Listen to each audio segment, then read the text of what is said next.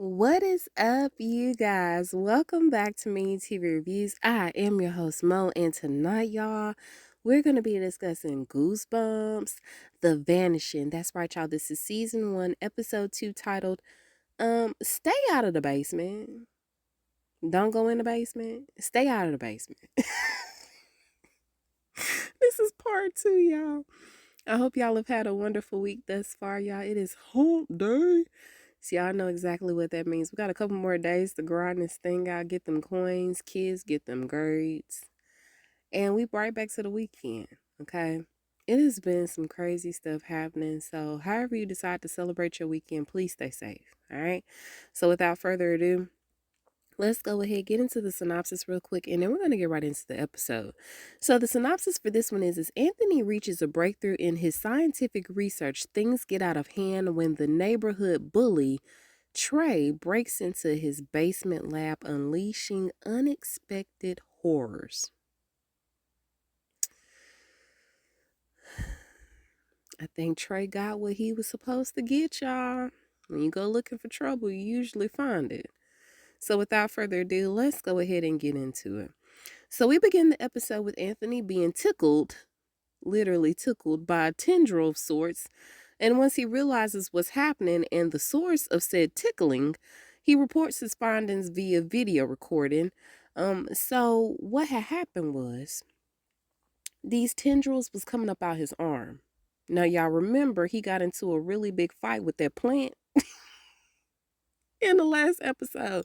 Well, apparently, y'all, the plant done laid some seeds in his arm. And it done sprouted some tendrils. And so he done bandaged up his arm, right? Well, when he unwraps the bandage, he sees that there are quite a few sprouting out his arm. This was like, y'all remember on Men in Black? Mm-hmm. Or you know what? On The Faculty.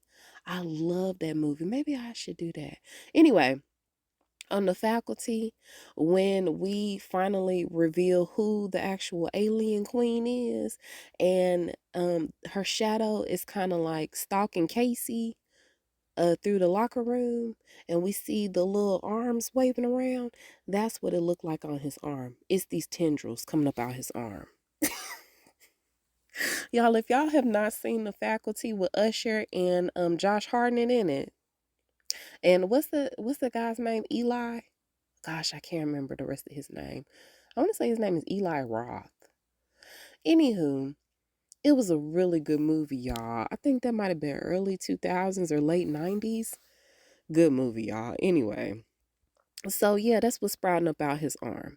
And so he ends up like cutting his arm up a little bit more. He cuts it open and he pulls out the source of the tendrils, which kind of looks like this plant bulb almost, right? And so he ends up putting it in this deep freezer. And then yeah, he just, well, he don't put it in the deep freezer just yet. He puts this jar over it, like this glass jar over it, so it can't move and it can't grow. Now, over at Frankie's, Frankie is denouncing her relationship with Trey. She says she done with Trey after that stunt that he pulled the other night. She's taken all his pictures down. She probably done unfollowed him on all her social media platforms and all of that. Okay, she is done. And so her mom comes in to let her know that she got to pick up some more milk on her way home because her mama got to work a double. Now, Frankie tells her mama that it's over between her and Trey, and she like, yeah. All right, I done heard this before.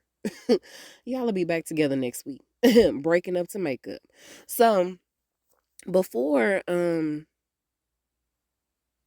but not before, we actually see her go down to the auto shop where Trey is talking to his dad and he's telling him, his dreams and aspirations for the business, how he's in school now so he can understand the money side of it and management and all of that, so he can hopefully turn this into a franchise and not just a, son and pop type of situation.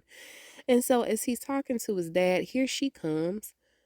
And she's come to break up with him, y'all. She stands on business. Now, he did try to sweet talk her to get her to change her mind, but she was real strong about it.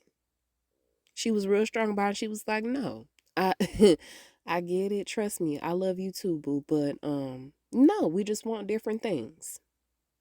And so for her to have the courage enough to say that, and she went on her way, good for her. So after that, we see her head to work. Now, a little later on, Devin is recounting what happened to him last night as he's talking to Cece. Y'all, Cece been MIA. I know we just in episode 2, but where in the hell has Cece been? Because debate club do not keep you this long. Is it literally like a 9 to 5? Anywho, y'all, so he's talking to Cece and he's telling her what happened last night, but he's not quite sure how he got there. Talking about the sewer. It's kind of like he just blacked out, right? But he makes a promise to not tell their dad because he doesn't want his dad to freak out. Understandable. Anthony is already on pins and needles. We don't need to make the situation no worse. So they head to the coffee shop where Frankie works, and since they don't have no kombucha there, Cece says that she's off to debate camp.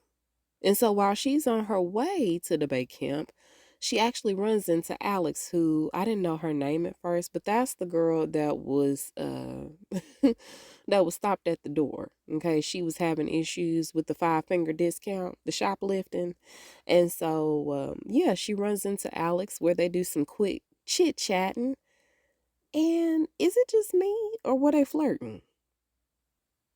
I was catching that. We'll see. So somebody else that's doing a little bit of flirting, y'all, Frankie. Frankie ain't even broke up with Trey probably like 30 minutes ago. And here she is flirting with Devin. And so um she's got this leaky roof and the bucket is filled up with water. And so she was asking him, what do you want? After she had told him that she had broke up with Trey because of everything that had happened the night before. She didn't really like what Trey had did to Devin. And so for that, she broke up with him. And so she asked him, what do you want? What do you really want? And so as she's asking him that, child, she's kind of leaning over the counter and she's looking at him all lovingly and longingly. And he just kind of got lost in her trance, right? And so he breaks trance and he says that he wants some type of long named coffee. And so she was like, okay, well, how about you help me empty this bucket and then I can fix you your coffee. So he ends up leaving the shop, right? And so just as he's leaving the shop, she goes out there to give him a hug. I don't know if this was like a thank you for helping me or whatever it was, but it was a long hug. And it wasn't one of them sideways church hugs neither. And so as she's hugging him, here comes Trey finna get ready to walk up and try to get his girl back. He done bought a little teddy bear and everything to apologize. And he see that and he throw the teddy bear right in the trash. So as Cece and Alex are done talking and Cece's on her way to debate camp, Alex gets approached by Marisol. Now I can't remember if her name is Penny in the show or what, but I'm gonna call her Marisol. So Alex gets approached by her, who wants to see if she knows anything about an incident involving a vandalized transducer last night over there, where the old military base was. And so Alex was like, I can't believe you, mama. The audacity of you. The fact that I just got out of juvie yesterday because of you, and now here you are in my face asking me about something else. And so, first off, I didn't know that Marisol was her mama, but I could see that now. And while I'm sure that there's a reasonable explanation behind why Alex was in juvie in the first place, kids, they just sometimes it's a little harder for them to understand and process. Um, but either way, y'all, Alex don't want to stick around to hear the explanation. She's out of there. She's got a day job to go do. So Anthony is speaking to one of his colleagues about the specimen. Her name is Patty. And so he's speaking to Patty about the specimen that he sent over after he had collected a sample from Maddie's hoodie. And he's trying to explain it to her, but Patty reveals that what he collected is not a plant. That little bulb that you got over there, that's not a plant. That's an animal. Say what? And not only is it an animal, y'all, but it's an animal with carnivore characteristics. Yeah. It's gonna eat you. And so he gets ready to head to the pet store, right? Because, okay, we finna do some experimenting. So he runs to the pet store to get it some food, and he apologizes to Devin for being weird yesterday. My bad for doing all that shouting and stuff and not letting you down into the basement when you was screaming my name. But yeah, I'm off. This is one of the most awkward and maybe they meant it to be that way, but the chemistry, y'all, it's just so off. When was the last time that they talked to their dad? When was the last time that they come to visit him? I don't know. I don't like it. So Devin is having his own moment because he's looking up dementia stuff because he's still convinced that's what's happening to him. Maybe he's having an episode like his grandma. And so when Cece calls him, it doesn't seem like she's in debate camp because it just don't. Her background is solid. Not saying that she couldn't be in a room somewhere, but he like, girl, where you at? And she was like, huh? She tried to basically like change the conversation, and she was like, don't worry about where I'm at. I'm not there. I'm at debate camp. So this ain't no time to ask right now because he tells her that every time he closes his eyes, he keeps seeing Uncle Matty. And so she's confused by this statement, but there's a knock at the door. And so he tells her that he's got to go. Somebody's at the door. And she was like, don't you hang up on me, Devin. Click. So he goes to the door, y'all, and it's Trey. Now, Trey done come to warn him to stay away from his girl. Stay away from my Frankie. And so he ends up jabbing him pretty good. He gave him like a little right jab. And they start to fight, right? And so they spill out into the street. And then here come Frankie. I was like, Frankie, was you just in the neighborhood or what? She popped up at the most inconvenient time. And so Frankie breaks up the fight. And so she tells Trey to go home, and her and Devin argue about her choices that she's been having to make due to her circumstances. He basically was like, girl, listen, I know that things didn't work out between us like we probably both wanted them to back when we was younger, but you chose him. You are so smart, you're so pretty, you're so talented, so educated, and you choose that guy out of all the people here. And so we basically find out that her dad had passed away. Her mom is working all these doubles, just to try to make sure that they're able to make ends meet. And so she's sorry, that he's not pleased with her choice in guys. But not all of us have money to go vacationing in Aspen for our birthday or get graduation presents for Aspen or Greece or whatever she said. So we can clearly tell that there is you know, a difference in their living situations clearly when Devin and Cece are with their mom versus her constant living situation with her mom and them struggling. So yeah, it's a disparity there. And so anyway, Anthony comes back from the pet store to find Trey has had issues with parking his car in their driveway again. And so he was like, man, Trey, now is not the time. Didn't I ask you to move your car last episode? He was like, man, I ain't in nobody way. Yeah, clearly you're in mine. And I'm tired of you just feeling like you own my driveway. And so he was like, man, whatever, so Trey shrugged it off and he was like, yeah, you harassing me. And so he was like, oh, harassing you say? Let me give you something to file a complaint about.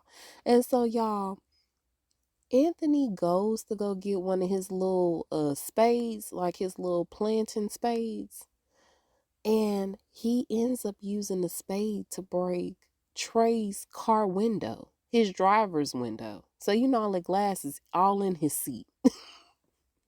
And so he was like, oh my God, my dad's going to kill me. He was like, oh, that sounds like a you problem because I told you to move your car a long time ago. And so Trey was like, okay, I'm going to move it. I'm going to move it. He didn't want no more damage. And so when he's getting in the car, of course, he's making all these threats and vows to make him pay later on. And so Anthony goes down to the basement to see if the carnivorous plant will eat a dead mouse. And so he's dangling this dead mouse over the plant bulb for quite some time. And so then after a few seconds, he was like, man, I don't even know why I'm wasting my time. This is a waste of time. And so just as he's saying that, y'all, the plant starts to bloom, and within the blink of an eye, literally, it swallows the mouse whole. Like, where did the mouse go? It's gone. That fast. And so, y'all, the bulbs start to chew. And so, of course, this throws Anthony all the way off. And he was like, oh, I'm going to need a lot more meat than this.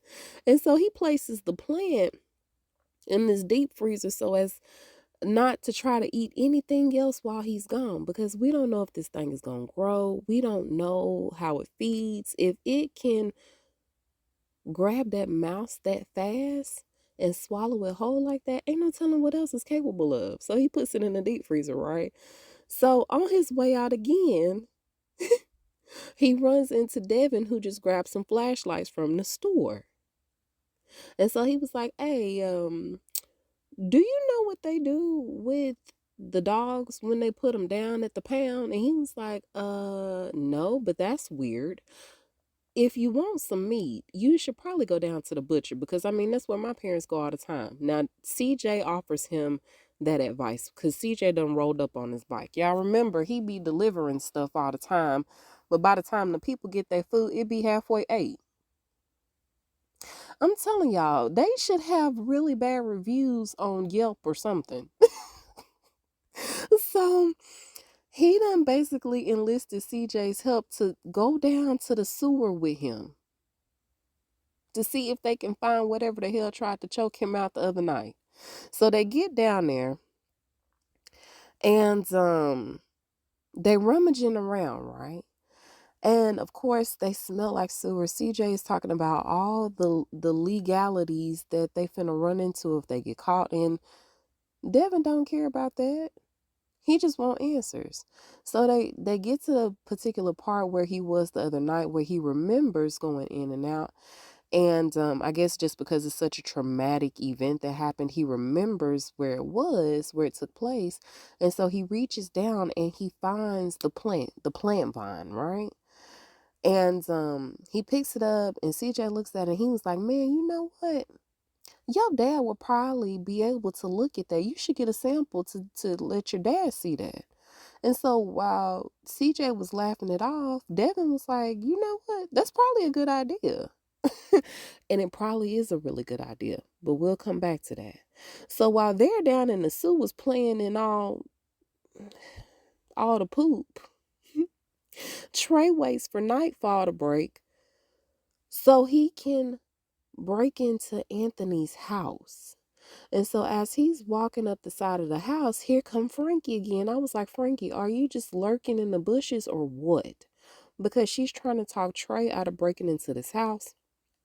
Now, Trey ends up shooing her away because didn't you say that it was over between us? So why are you worried about me? Because I'm no longer your problem, ma'am. Frankie was like, say less, sir. And so by this time, he done kicked the window to the basement, right? And then he done used the stick to prop open the window so he could sneak in. And so when he gets in there, he starts to really vandalize the place. Like, he's knocking over all these different shelves with these plants and all this stuff. And I was like, you don't know what's in this stuff, but okay, all right, you just a teenager. So he's knocking stuff to the ground, and I'm thinking all those years of research that went down the drain. Now his mission is almost complete, right? But it wouldn't be complete if you didn't show people that you was here. So this fool pull out his phone, and I'm like, stupid, that's evidence. But okay. So he pulls out his phone, he takes a couple of selfies, right? Because he's stupid like that. when he notices that there's a deep freezer right there. And so, of course, being forever curious, he opens up the freezer just to get snatched off his feet real quick. Y'all, Trey is gone. Now, because they had that argument earlier and because Joe Jr., Trey's daddy, knows what happened with the broken window, this don't look good for Anthony. I'm sure this gonna come back real quick. So Frankie tries to go find Trey a little while later. And so she sneaks into the basement. Now, when she get down there, the window accidentally closes behind her. So now she can't get back out the way that she came in. And of course, we know the basement door is locked because don't nobody know the code besides Anthony. And so she tries to call Trey. She tries to call Trey's phone, but she finds it laying next to the deep freezer. Okay. Thankfully, though, she don't look inside the deep freezer. And so she tries the door, but of course, nobody can hear her because ain't nobody at home. The freezer opens up. And so she done came back down to the basement by this point. She's looking around. She heard the freezer door open, and so she's calling out for Trey. And next thing you know, y'all, in betwixt the plants comes a hand reaching for her shoulder. And so she turns around and she is freaking out. Y'all, it's Trey. But he is covered in black goop. Black tarry sludge goop. I'm going to call him the sludge monster because that's what he looked like. So, of course, she lets out a scream loud enough to where Devin and CJ can even hear it in the sewer. And so Devin was like, "Did you hear that?" And he was like, "Man, it's time for us to get up out of here." So, like I said, Devin found that plant. And so hopefully he's going to take a little bit of that back to Anthony so they can look at it, right? And so CJ cuts out because he's got deliveries to make. I was like, "You are 3 hours late, friend, for your deliveries. You ain't going to get no tip." And so Devin is finna get ready to go back in his house. But when he opens up the front door, he come face to face with the sludge monster, Trey. And he's carrying Frankie at this point. Now, Frankie, I don't know if she passed out or what, okay?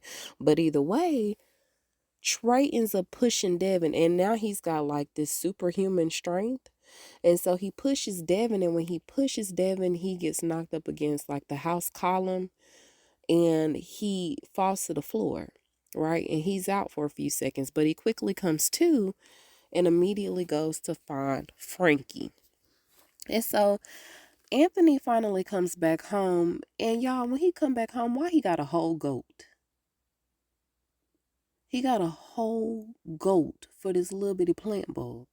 So when he come home with this goat, he notices that the basement door is open. And so he's like, "Oh, shoot." He's trying to hurry up and assess the damage when he gets a phone call from Patty telling him that he may have just discovered a new species, but he needs to bring the specimen in. And he was like, "Specimen, I gotta go."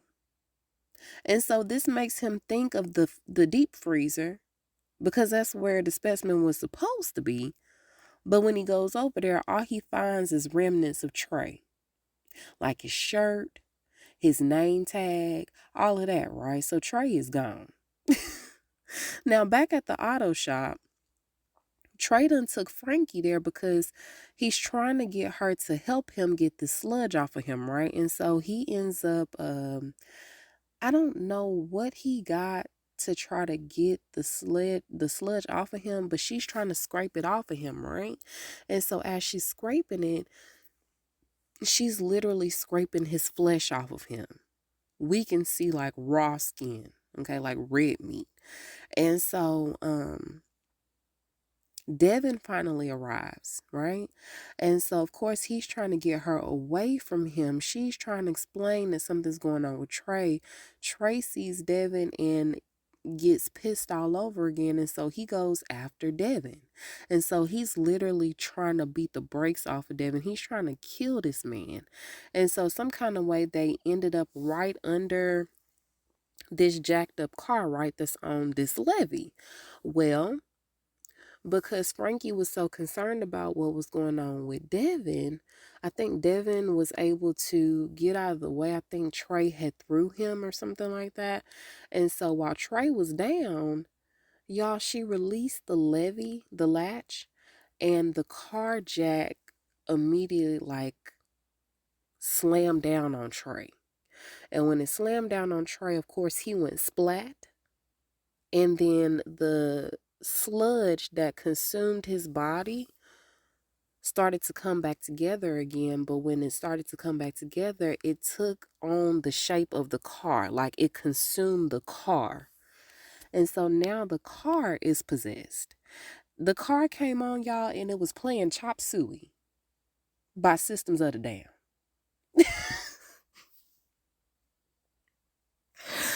Y'all, oh my gosh. I can't remember what movie that song came on in, but when I tell y'all it's in my head and I can't think of the movie, but that song had started playing and I was like, oh my God, I love this song. But that's the way the episode ends, y'all. So there was a movie a long time ago. I can't remember the name. I feel like the name of the movie is called Caroline or something like that. Y'all, my guy was trying to show me that movie where the car had got possessed and was killing people. Y'all should watch it. But that's kind of what it reminded me of when the sludge took a hold of the car. Y'all let me know what y'all thought about it, okay? You can reach me at Me and You TV Reviews on Facebook and on Instagram. You can also reach me at My TV Reviews Podcast without the S on the end at gmail.com. I love y'all, okay? Y'all take it easy. Shout out to, gosh, let me see what her Instagram name is. I don't want to tell y'all her real name. Anyway, I'll get there. But shout out to my girl. I ain't gonna give her real name. And then also to my girl Toya. Both of them told me about that show On Call on Amazon Prime. Y'all, why is Spencer from Pretty Little Liars on there? Yeah. Finna go watch it. Uh-huh. I watched the first episode. And the first episode was really good. It's only 8 episodes, I think, and they're all like 30 minutes long. So if you don't have nothing to watch, watch that. It seems like it's gonna be pretty good. But that's all I have for now. Y'all, please stay safe out there. I love y'all. And until we meet up the airwaves again, I am Mo, and I will talk to you guys soon. Bye.